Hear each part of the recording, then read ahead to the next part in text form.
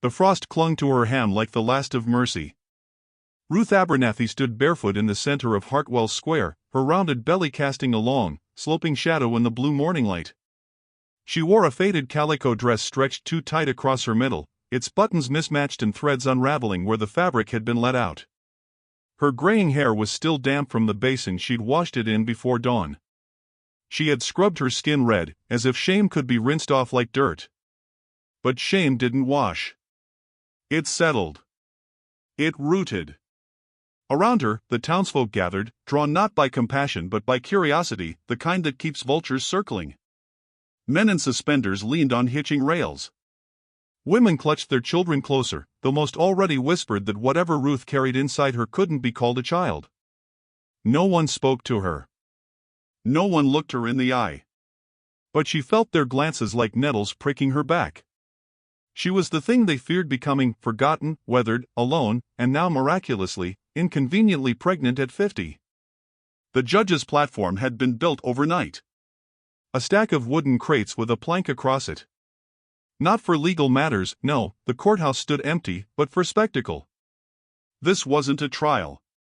This was penance. She remembered the morning it started. A tightness low in her belly, an odd flutter that sent her reeling backward into memory. At first, she had thought it was illness or grief. Her husband had died 2 winters back, taken by fever in the night. They'd had no children. Barren, they'd called her. Unblessed. As if emptiness were a sin. But then the midwife's hands had trembled. "It's not possible," she'd whispered. "It's not right." The verdict of the town had come soon after. Witch.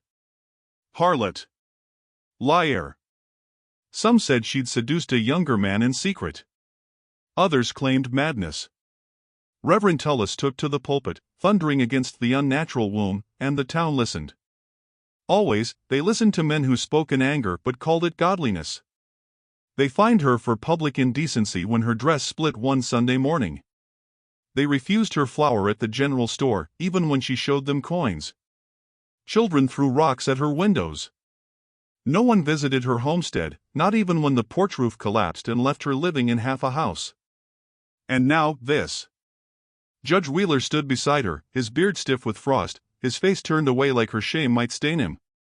He didn't want to do this, she could tell. But he didn't stop it either. Her breath came out slow and even. She would not plead. Not with these people. Not when none of them had stood for her. A girl in the crowd giggled. Her mother slapped her hand without looking down. A boy mimicked Ruth's walk, one arm curved like a belly. Laughter scattered across the square like dry seeds in a windstorm. She closed her eyes. Once, long ago, a boy had asked her to marry him under a cottonwood tree. Her first love. Her only love. She'd said yes. He'd left the next week for California. Wrote one letter. Never returned.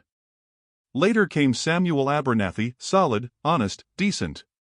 He gave her 22 years and a quiet silence where children never came. When he died, she buried him with the baby booty she had sown years ago and never used. And then, somehow, life inside her again. At 50. The ground beneath her felt cold and cruel. But inside her chest, something warm stirred a stubborn ember. She was not ashamed of the child. Only of the world it would be born into. A shift in the murmurs. She opened her eyes. He had arrived. Tall. Dusty. Lean-shouldered under a threadbare duster.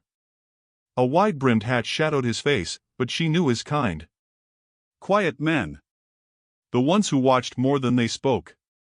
His boots struck the wooden walkway with steady rhythm, and the crowd parted not out of fear, but confusion. She didn't recognize him. He stood at the edge of the crowd, arms crossed. Didn't speak. Didn't gawk. Just stared at her with a strange steadiness that wasn't pity. She turned away. Judge Wheeler cleared his throat and climbed the crate. "This here proceeding," he began, "ain't lawful in nature, but merciful. Miss Abernathy has found herself unable to maintain her homestead and, in a delicate condition. He paused. Volunteers will be considered to take her in, provide shelter, and keep her from burdening the town's goodwill. A lie. They'd rather auction her than admit they'd left her to rot. The first offer came from a widow who needed someone to mind her hogs. The second from a drunkard whose wife had left last spring. The third a rancher who needed a kitchen ghost to keep his boys fed. Each bid sounded like a sentence. Ruth stared straight ahead. She would not cry. She would not shrink. Then someone yelled, "How much for the baby, Judge?" Laughter. Another voice, "Bet she don't even know who the father is." She felt something inside her go very still. Like glass cracking. Like old wood splitting. Her hands trembled, and for the first time in a long while, she wanted to run, but there was nowhere left to go. The judge hesitated, looked to the crowd. No answer. Just faces, hungry for shame. Then came the voice. Low. Steady. Southern edge to it. "That's my wife." It wasn't loud. But it didn't need to be. Every head turned. Colt Merrick stepped through the crowd like it wasn't there. He walked slowly, deliberately, like a man used to solitude. He didn't look at them. Only at her. "That's my wife," he repeated, standing below the platform. "You won't sell what's mine." Judge Wheeler blinked. "Sir, we don't." "I'll take her home now," Colt said. "She won't be back." Someone in the crowd muttered, "That's Merrick's boy." The widower. Lost his wife in the flood. Another whispered, "Ain't spoken in 3 years." Ruth stared down at him. He didn't smile. Didn't offer a hand. Just stood there, rooted like a pine in winter, his words still hanging in the air like gun smoke. She should have felt afraid. Or confused. But what she felt was stranger, safe. Or something near it. The judge didn't protest. He only nodded once, stepped aside. Colt turned, expecting her to follow. And she did. Barefoot, belly round, heart rattling in her ribs, she stepped off the crate and walked beside him through the parted crowd. Not one person spoke. But in the silence, the frost underfoot began to melt. The trail out of town was slick with thawing frost, each hoofstep muffled in wet earth. Ruth walked beside the horse, not on it. Colt hadn't insisted. He only handed her his coat and let her choose.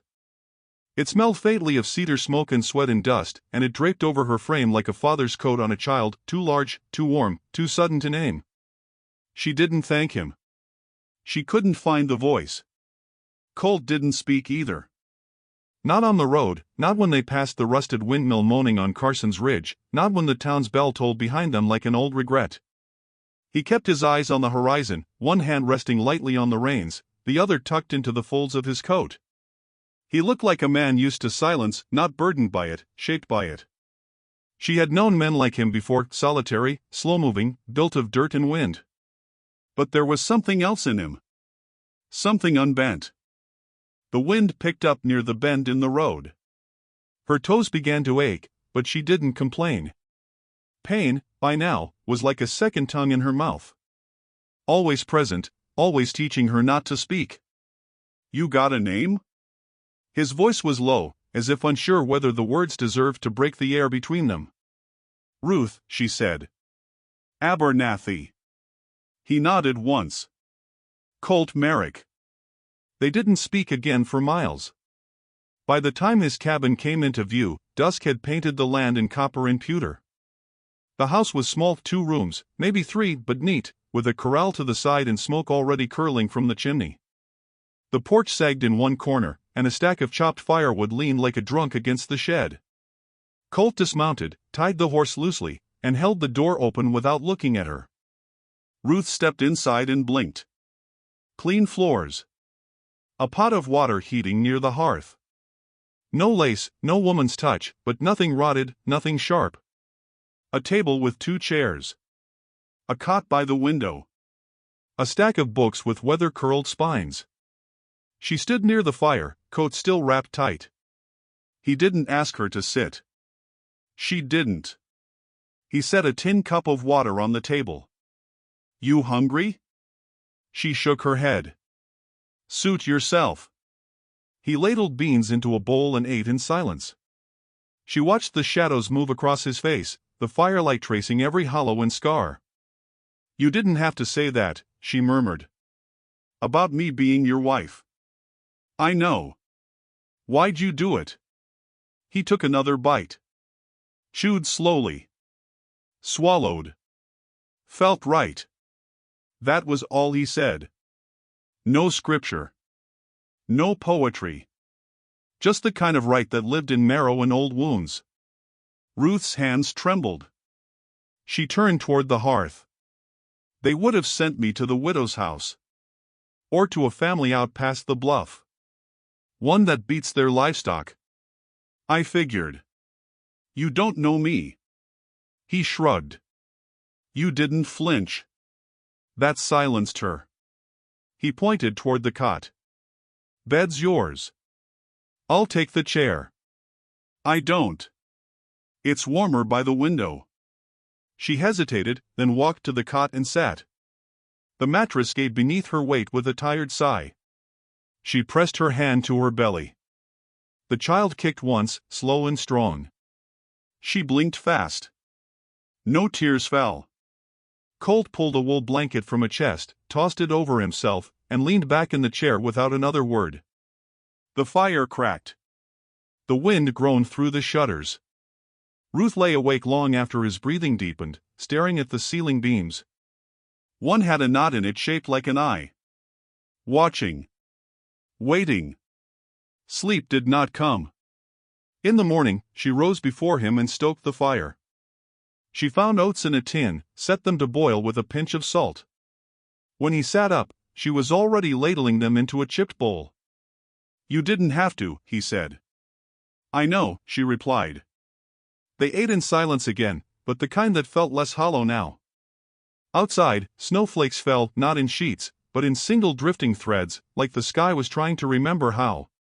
Ruth stood on the porch, breathing in the clean air, and felt her lungs sting like baptism. You always live alone? She asked. Colt was oiling a bridle on the steps. Since my wife passed. What happened? Flood came too fast. River took the bridge. She was crossing. He paused. She was in labor. Ruth sat on the edge of the porch. I'm sorry. Nothing to be done now. They watched the snowfall in tandem, not speaking. The world felt soft. Paused. Did you want this? She asked suddenly. Me here? He didn't look at her. Didn't not want it. That's not the same. No, he said. It's not. The wind shifted. A pair of crows called from the tree line. Later that afternoon, she tried sweeping the floor. He didn't stop her. She found a broken drawer and began repairing it with twine. He nodded once when he saw. She washed the plates. He refilled the firewood. She didn't feel owned. She felt permitted. Allowed to exist without proving herself. That night, she asked if she could sit by the fire instead of lying down. He didn't argue. He just pulled up the other chair. They sat side by side, not touching, not needing to. I'm scared, she whispered, finally. Of what? Everything. He didn't answer. But he didn't leave either. The firelight danced on the wall, and the cabin smelled faintly of pine sap and old wool. Her belly shifted, and she pressed her hand to it again. Colt glanced over. She strong? He asked. She, Ruth said softly. Yes. Stronger than I ever was. He didn't smile, but something flickered in his face. Approval, maybe. Or wonder. You don't have to stay, she said. I already did. She looked down. Her feet were clean now, wrapped in dry socks he'd left on the cot. Her hair was braided back. The ache in her spine hadn't left, but the heaviness in her chest had lifted, just a little. Outside, the wind picked up again. Coyotes yipped in the distance. A storm was coming, maybe. Or something else.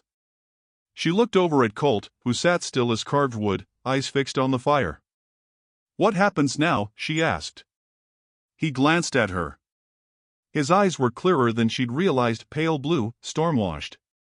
"We build," he said. The fire cracked once, loud and sudden, as if in agreement. The rain started as a whisper, a hush of silver on the cabin roof, like God asking the world to hold its breath. Ruth stood at the window, one hand pressed lightly to her lower back, the other resting on the curve of her belly. The sky outside had folded in on itself, gray upon gray, until the trees looked like pencil sketches blurred by tears. Behind her, the fire hummed low, barely more than embers. She hadn't spoken all morning. Colt came in from the barn soaked to the bone, hat dripping, shoulders dusted with straw. He carried a saddle blanket and a bucket of oats, neither of which he set down quickly. His movements, like always, were unhurried, as though he'd made peace with the fact that most things in life didn't care to be rushed. "You okay?" he asked, not looking at her. She nodded but didn't turn. "Rain always made me feel like I was waiting on something." He hung his coat by the door. "Maybe you are."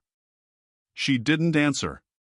A log shifted in the hearth and sent a flurry of sparks up the chimney. That afternoon, she sewed.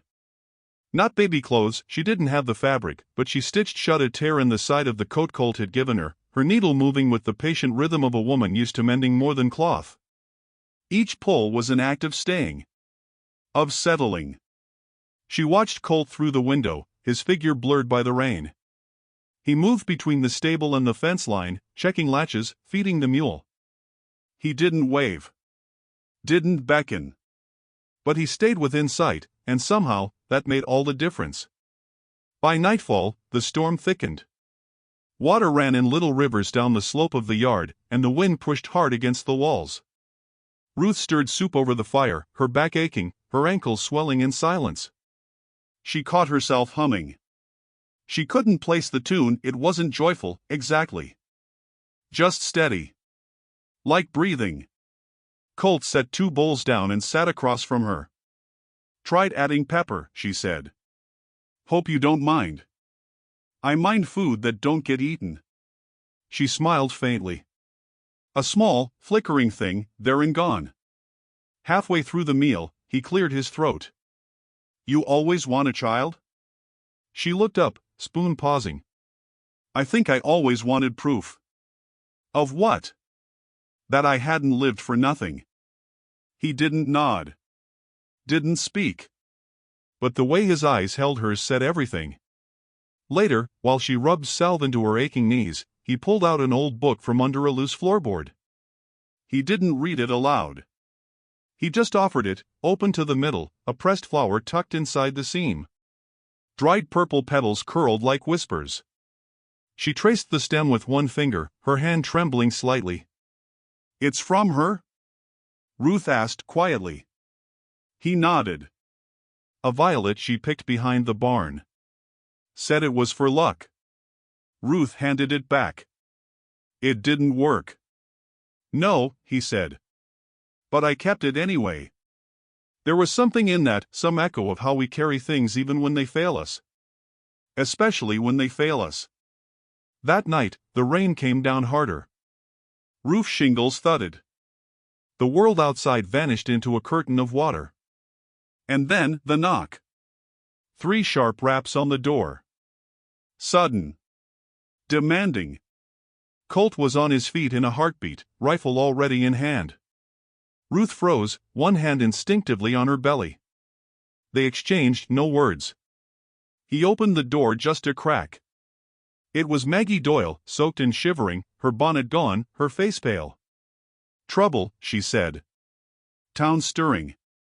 Ruth stepped forward, heart clenching. "What kind?" "The Reverend's calling it a scandal. Says you lured Colt with sorcery. Says the baby's a curse, that folks need to reclaim moral ground. Some men are drinking hard. Talking louder than usual." Colt didn't flinch. Let them talk. They might do more than talk, Maggie said. I came to warn you. Ruth looked down. She wasn't afraid of words. She'd lived on the edge of silence and cruelty long enough to know the sting of both. But she was tired. Too tired to weather another public shaming. Not when her back already bore so many invisible lashes. Colt opened the door wider. Come in. Warm yourself. Maggie shook her head. Can't stay. If they knew I came, she hesitated. Just, don't go to town tomorrow. Not even for flour. And with that, she was gone, vanished into the storm like a ghost still trying to do right. Colt bolted the door. Rain streaked down the panes like the fingers of 1,000 restless hands. Ruth sat again, pressing a hand to her stomach. Maybe they're right, she whispered. Maybe I should have faded away quietly. No, he said. You don't know what they'll do. They won't touch you. She stared into the fire, its orange glow flickering like breath. You talk like you've got that kind of power. He knelt beside her, one knee on the plank floor. For the first time, he looked her full in the face. No hat. No shadow. Just those quiet, weathered eyes that saw her without flinching. I don't have power, he said. But I got a house. And a name. And I'm offering both. She stared. What are you saying? You need something that says you're not for sale anymore. Her heart beat so loudly she could hear it in her ears. Ruth Abernathy, he said. Marry me. There was no ring. No kneeling in devotion. Just a man, speaking with the reverence of someone who had seen her scars and didn't look away. She didn't answer. Not yet. The rain softened. A long hush settled in the room. The fire hissed. Outside, the world kept turning, but slower now, as if waiting for her answer. The days after Colt's quiet proposal unfurled like a wool blanket in winter, soft, slow, and full of weight. Ruth hadn't answered that night. But she'd stayed. She'd stirred his coffee the next morning, steadied the ladder as he fixed a shingle, and stitched the torn curtain in the washroom without being asked. And that was answer enough. They spoke less than most, but more than silence. It was in the way he left his coat hanging on her side of the door. In how she swept the porch before dawn so he wouldn't have to. In the way he sat beside her during supper even when the other chair stood empty and closer. Her belly had grown heavy now, making her breath short and her sleep restless. Still, she planted onions in the back garden with her skirt hitched high, fingers deep in cool soil. She hummed to the earth. Not a song, exactly, just a sound that wasn't fear. Colt built a cradle out of pine and stubbornness. He didn't tell her. She found it one morning beneath a sheet in the back room, half sanded, with a hand-carved flower at each corner. She ran her fingers over the grooves, breath-catching. It was the first thing anyone had ever made for her. In the late light of spring, the grass turned thick and wild, and the world outside their cabin shed its frost-bitten hush. Birds called through the trees. The brook behind the shed murmured again. One day, while gathering watercress, Ruth picked a pale blue flower blooming beside the path. She twirled it between her fingers, half laughing at her own foolishness, then tucked it behind her ear. When she stepped into the cabin, Colt looked up from his chair. His eyes paused, not on her belly or the kettle in her hand, but on the flower. He didn't speak. Just smiled faintly, like the sun through smoke. That evening, the wind shifted. Not outside, but between them. He was fixing the latch on the barn door, and she brought him cornbread wrapped in a cloth. Instead of handing it over, she sat beside him on the step. For a long while, they just watched the sky settle into evening. I thought love was something soft, she said at last. Something you fall into. Colt didn't look at her. It's not. What is it then? Work, he said. Good work, if it's honest. She nodded. Her fingers brushed his as she passed him the cloth. Inside, she lit the oil lamp without fumbling. He stacked the firewood with a rhythm she could hum. Later, when they lay in their separate corners of the same room, a silence fell between them so thick and warm it felt like a blanket. But peace doesn't last long in places built on judgment. The next week, Colt rode into town for nails and molasses. Ruth didn't go. Her legs were swelling too much, and besides, she didn't feel brave that day. He returned quiet. Too quiet. What happened? She asked, though she already knew. He didn't answer right away. Just set down the sack. Reverend Tullis stood on the mercantile steps, he said slowly, reading scripture loud enough for the whole street to hear. Ruth looked down. Said the child would bring famine. That the land curses unnatural things. She pressed her hand to her belly, her throat tightening. Colt's jaw worked. He said you bewitch decent men. That made her laugh. Sharp. Sad. Decent men don't need much help turning cruel. He turned toward her. I ain't turning. She met his eyes. Then don't look away when they come. He didn't flinch. I won't. Later that night, she took the flower from behind her ear and pressed it between the pages of the old book Colt had once shown her. Right beside the violet his late wife had picked. 2 petals, one for grief, one for becoming. The next morning, she swept the porch with slow, heavy strokes, and 2 riders came up the trail. They didn't dismount. Men she recognized, one a cousin to her late husband, the other a cattleman who once asked for her hand when she was 30 and still worth something. They didn't greet her. We heard tell you're married now, one said. That true? Ruth didn't answer. She simply lifted her chin. The other leaned forward in the saddle. Some folks are talking about a formal inquiry. Don't want sickness spreading. Or sin. She didn't blink. The only sickness is in your cowardice. They looked at each other. Then turned their horses and rode away. Inside, she collapsed into the chair, breath shaking. Colt brought her a glass of water. She took it with both hands. I'm tired, she whispered. I know. I don't want to be brave every day. You don't have to. But she already knew she would. That night, he laid the finished cradle beside the hearth. The firelight flickered across the pine, casting the carved flowers in long shadows. Ruth sat beside it, running her hand along the edges. Her shoulders softened. Colt didn't sit. He knelt. I meant it, he said. About the name. About the house. She looked up. I'd take your hand if you'd give it. Not to fix you. Not to save you. Just to walk the rest of this with you. She didn't cry. Instead, she took his hand and placed it on her belly. The child kicked once, bold and certain. She'll need someone like you, Ruth said. He smiled. She already has you. They stayed like that, hand in hand, fire at their feet, cradle between them. Outside, the wind was stirring again. But inside the cabin, something had taken root. Something quiet and fierce and full of bloom. They arrived on horseback at dawn, boots soaked from creek water, coats dusted with frost. 3 men and a woman from town, dressed too fine for kindness. Ruth saw them from the window, one holding a Bible, another gripping a satchel like a weapon. They dismounted with purpose, their eyes already set on judgment. Colt stepped outside before they could knock. No hat. No rifle. Just his presence, quiet, unshaking, like a tree that had lived through fire and wind and still stood rooted. The leader, a man with gray in his beard and iron in his eyes, wasted no time. Colt Merrick, this is a visitation of moral inquiry. Colt nodded once. I figured. We've received complaints. Townfolk concerned about your arrangement. About the woman. And the child.